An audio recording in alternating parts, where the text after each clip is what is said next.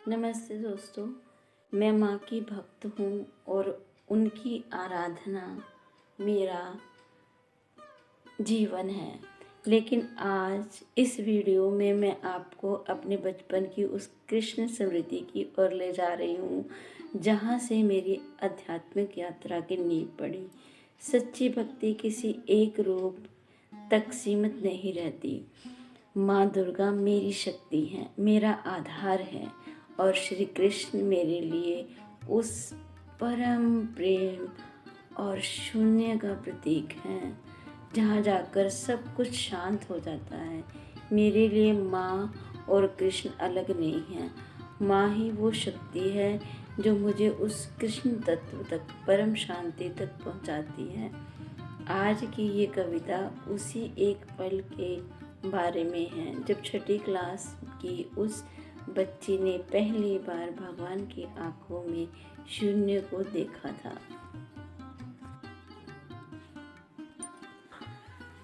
जब मैं छठी कक्षा में थी तब मैंने माँ शीतला के मंदिर में एक कविता लिखी थी।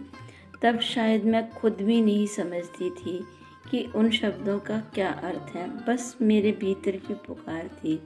लेकिन आज सालों बाद जब मैं साधना में बैठती हूँ तो मुझे उन शब्दों का अर्थ महसूस होता है। छठी क्लास की वो उम्र, मंदिर में तुलसी विवाह का शोर, सब नाच रहे थे, गा रहे थे, लेकिन मैं उस सफेद संगमरमर की श्री कृष्ण की मूर्ति के सामने पत्थर की होकर खड़ी थी। मेरी सहेली ने मुझे झंझोर कर पूछा, क्या हुआ? किसी से प्रेम हो गया है? क्यों जो ऐसे खड़ी हो? मैंने कुछ नहीं कहा, पर मेरे भीतर एक पुकार उठी थी जिसने इन शब्दों का रूप लिया।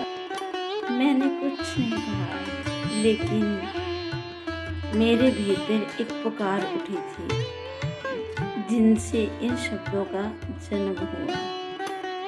वे प्रेम ही क्या जिसे शब्दों की ज़रूरत हो, वह प्रेम ही क्या जिसे शब्दों की ज़रूरत हो, वह दुआ क्या रंग लाएगी जो वाणी में ढली हो।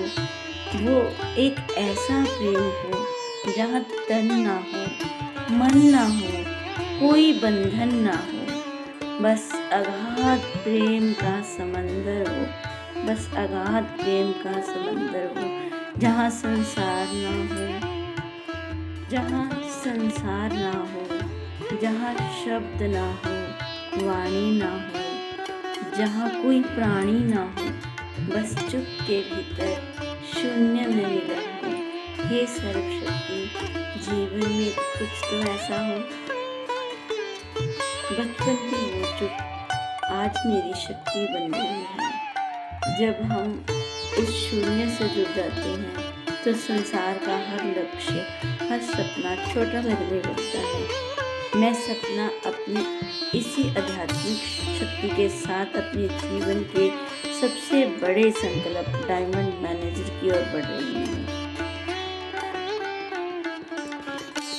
यह सिर्फ मेरी कहानी नहीं है, आपके भीतर भी छुपी हुई उस शक्ति की पुकार है, उस अपार शक्ति की पुकार। अगर आप भी जीवन में ऐसे ही असीमित सपनों को छूना चाहते हैं, उन ऊंचाइयों को पाना चाहते हैं जहाँ कोई सीमा ना हो, तो आइए मेरे साथ मिलकर मैं सपना अपनी इसी आत्मिक शक्ति के साथ अपने जीवन के सबसे बड़े संकल्प डायमंड मैनेजर की ओर बढ़ रही हूँ। यह यात्रा मेरी नहीं, हम सबकी है।